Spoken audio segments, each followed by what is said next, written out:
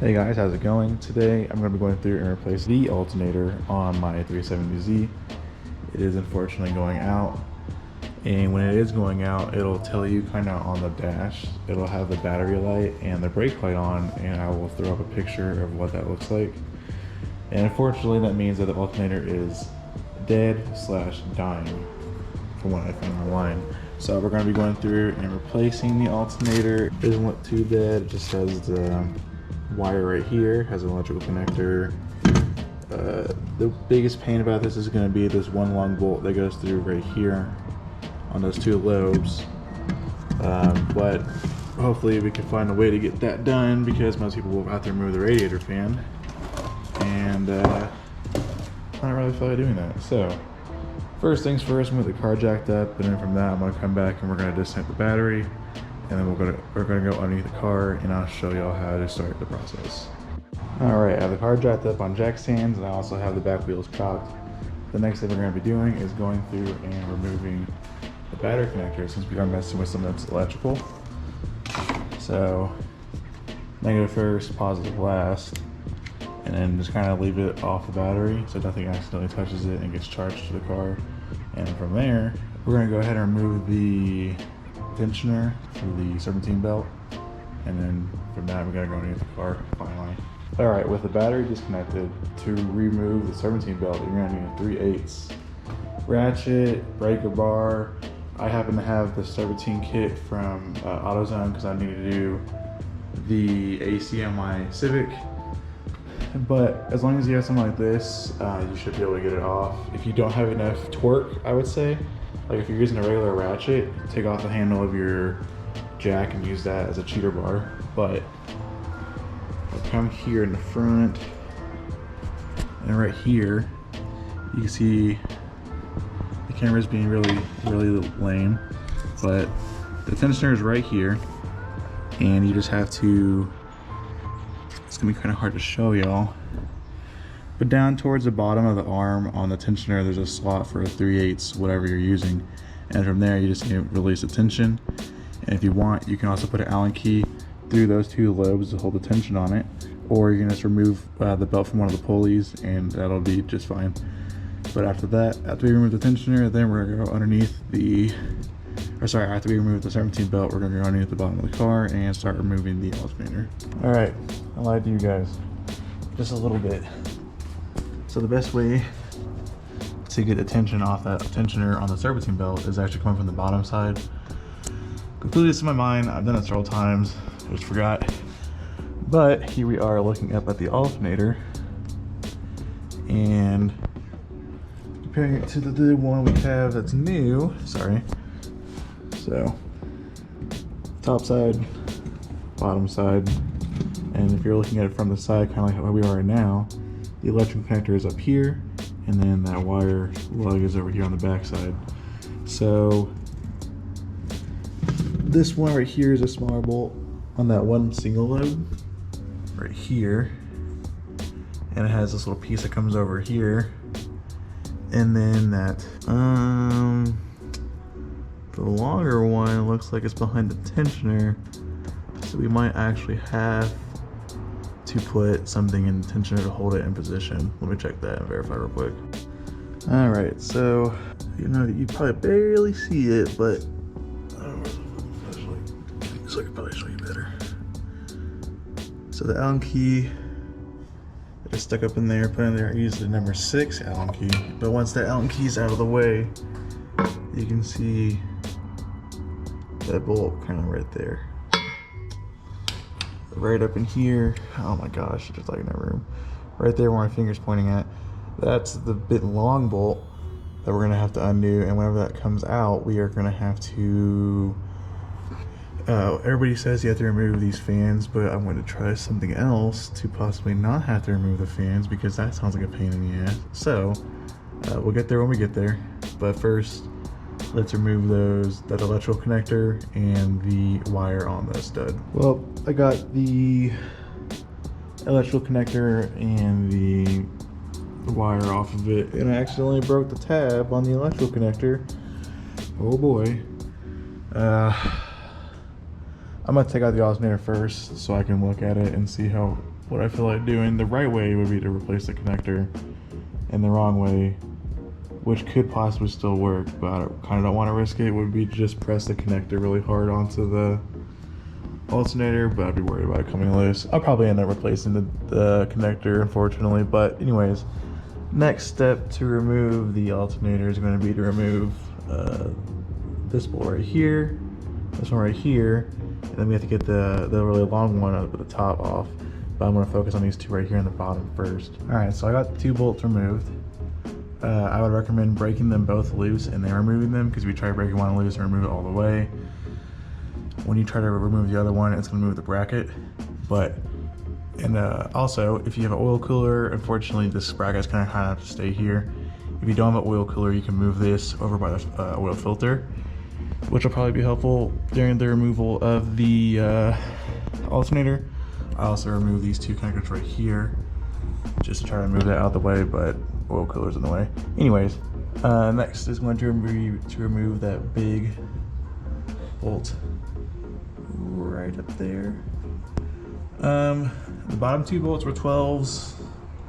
That top one looks like it's probably a 14. Maybe for some weird reason it might be a 13, but probably more likely a 14. And then that one is going to be the long one that's going to get caught up on the radiator fan. The bottom one, there is a long one, but that one comes out just fine. It's not too long. It's that top one we got to worry about. So I'm about to remove that top one, and then I will get back to you guys with any helpful information I can gather. All right, I got the bolt out, and as you can see, it is hitting the fan, and of course it's not hitting one of these spots where I can feed the bolt through, like the fins or the blades on the fan. It's hitting the actual motor on the fan. So what I'm going to try doing is what I did when I was doing the outer idler pulleys. There's two bolts holding these fans up at the top. If you see right here, this is just a little notch, and there's a tab that goes down in here, both sides. So on top there is two bolts holding these fans in. So I'm going to remove those two bolts and hope that I can push the fan up just enough to get that bolt out. And then if I can, cool. If not, I will come back and let you guys know what we had to do next. Almost forgot, it'd be kind of helpful to show you guys where the bolts are, right? So right here is one, and you come over to the driver's side, and then right here is the second one. So I'm gonna remove those, come back to you guys, let you know if they actually work or not. All right, I got the alternator out. Now it's just kind of caught on the sway bar, but that's not too big of a deal. To undo that, I'm just going to undo the two bolts here and the two nuts here and over on the other side. And after that, the sway bar will drop down below the oil pan. Should give me plenty of clearance to remove the alternator, and from there we can start the install. Or if you're like me, potentially fixing that connector. And there we go. They're out, their aid is out. So now it's just the install, but like I said, I gotta replace that connector, so I'm probably about to run up to the Nissan dealership and buy a new connector, then go to Harbor Freight so I can buy stuff to put on the connector. So, be right back. I gotta go spend more money, but once I come back, I can go over the connector replacement, and then from there we can start actually installing the alternator. I'm back from getting this stuff to fix the connector. I actually went to Nissan and got a genuine replacement connector instead of some Dorman cheap knockoff stuff. I got a heat gun, power extension cord BS, wire crimpers. I got these these heat shrink butt connectors. I'm gonna pull off the heat shrink off of these and just use the butt connectors because I didn't have just butt connectors at Harbor Freight. And I'm not trying to go around all day finding shit, so. And I actually express delivered this through Amazon. This is marine grade heat shrink, so it should be better than some of the other stuff that you can get that's like just heat shrink, because this actually has some kind of glue on the inside of the heat shrink, so as you heat it up, that glue is going to come out and it's going to make it to where no water can get in there, which will be neat because clearly I have an oil leak somewhere, and the last thing I need is to get oil on an open wire. So to repair it. It looked like the two things that go onto the alternator, and there's one connector that goes to the power steering pump. I'm gonna undo that, and hopefully I should be able to bring it up to the top side of the motor and have more room to work on it. And from there I can go through how I'm gonna repair that wire. All right, so this is the alternator connector, power steering, and here are the two that go to the sensors I removed down by the alternator, and here's that bracket that goes to the alternator. But as you can see, this piece broke. I'm sure you're good to just plug this in and hope it doesn't come out, but I'd prefer not to have this just wiggle out and have any kind of fluid get up in there and damage the alternator, or, you know, there's endless possibilities when it comes to wiring and fluids getting on it, and I just don't want to risk that. So I think the best bet is to replace the wire. But I was wanting to have the splice be right here. I need this, well, it was rubber at one point, but through all the heat cycles it's been through, it's now hard and plastic. So I'm going to break that and then have the splice be right here. And with that heat shrink I got, it should be fine. I'm not too worried about it. But I definitely got to undo this or break this so I can get to do the splices, because it is pretty hard. Well, I removed that casing, and it looks like, it might be kind of hard to see, but right there on the white wire, it was nicked a little bit. I don't know why it's not focusing, but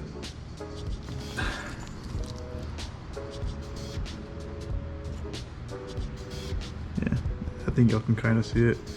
It was nicked a little bit, so that wire is definitely damaged. And then if you look at the green one, it's not in the connector all the way, so that pin is loose. And it's not supposed to be. I checked all the other ones and they're not doing it. So that might have been why my alternator light was on, or the brake light and the battery light were on, and the alternator was not charging the battery. Who knows, but it's probably a good thing I'm replacing this connector with this new one, because they won't have that issue. So when I'm doing this, I'm going to be doing it one wire at a time, that way I don't accidentally mix up the wires, especially because this new one is all white wiring instead of it being colored like the OEM one. Not saying this isn't OEM, but you get what I'm saying. So I'm gonna start with one, do one on, you know, just splice it in, and then from there I'll show you how the first one is, and then we'll just keep doing all three, and then after that we should be good to actually finally start installing the alternator. All right, I'm back. I actually gotta get smaller strippers, because these ones only go down to 20 and these ones go down to 24. If you don't know wires, the bigger the number, the smaller the gauge. But anyways, so I have both the wires stripped and ready to go. I have my heat shrink on the wire, and I'm just gonna put the butt connector on both those wires, crimp it down, and then slide the heat shrink over, and then use a heat gun to shrink the wire. But I'm not gonna do the heat shrink until I have all three ready to go. So I still have two more to go. All right, all three are on, crimped. No heat shrink yet, because I haven't pulled out the heat gun, but as we can see, this bottom one is the white wire, that's correct. Middle one's purple, correct, and top is green, correct. So all that's good. Throw that in the trash. I just gotta hook up the extension cord to the only outlet in my garage, which is way the fuck over there, I think. But after I hook that up, I can pull out the heat gun and heat shrink these wires, and then we should be good to actually get to installing the alternator, which is the whole point of the video. All right. Heat shrink is on. If you can see, I don't know why the camera is not wanting to zoom at all, but our focus on the end of the heat shrink. Probably just take a picture of it because this camera is being all wonky. There is clear stuff coming out, and that is the glue that's going to keep it water resistant, or oil resistant in my case, because this thing is leaking oil from the valve cover. Thanks Nissan for making this plastic. But this is good to go, so I'm going to feed this back down towards the alternator, and then we're going to start putting the alternator in, which shouldn't take that long, and then we have it out. Alright, the new alternator is in. The bolt I got started. It's in. I don't have to worry about it, you know, hitting the fan or anything. You know, like I said, all I did was push up on the radiator fan to get the bolt in and out. It kinda,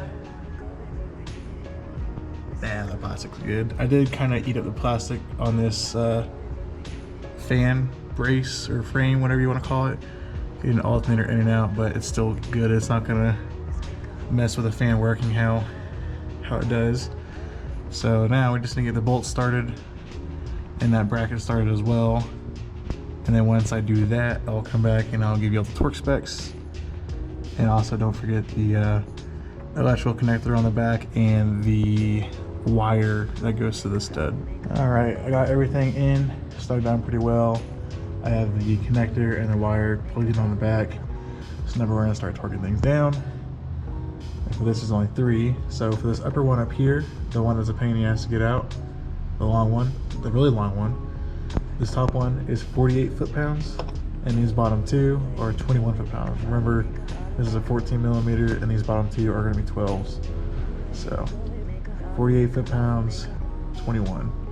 And then after I torque those, I'll come back and mention the torque specs for the sway bar, which we undid earlier. All right, so those 3 bolts are torqued down, and now I'm just gonna do the sway bar brackets, and these are torqued down to 51 foot-pounds. And after that, I am going to go up, kick the battery, and then start up the car and see if it starts and all the lights are on. So we'll be back with that. I almost forgot, kinda, not really, but I did. Before we even start the car, we kinda have to go back and put everything back together. So don't forget to put your radiator fans back into the mounting points and the brackets down below. And then we also need to re-hook up the serpentine belt to the alternator, and then put the tensioner back on the belt. That way, whenever we start the car, the alternator actually works, because you kind of need the belt for the alternator to work.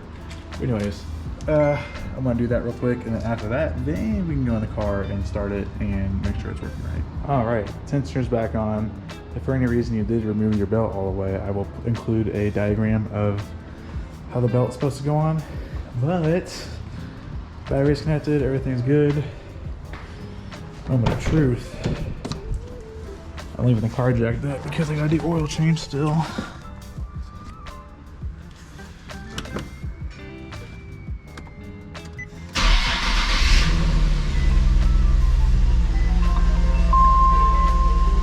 Battery light's not on. Showing 14 volts like it's supposed to. The brake light is still on because my e-brake's full, but everything looks good so far.